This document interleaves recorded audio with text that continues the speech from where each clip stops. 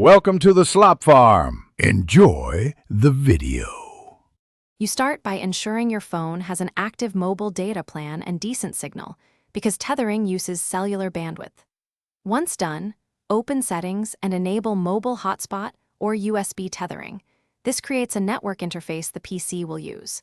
Make sure you note the SSID and password if using Wi-Fi, or have a good USB cable ready for a wired connection.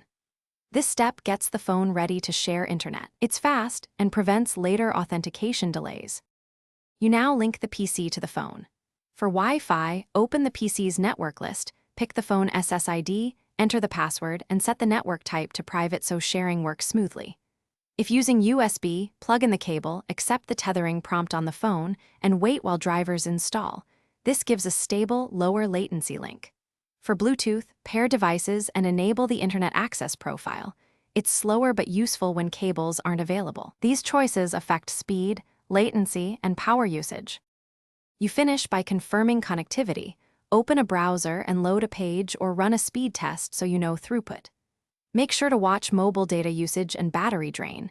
If you plan long sessions, prefer USB tethering or enable phone power saving while plugged in.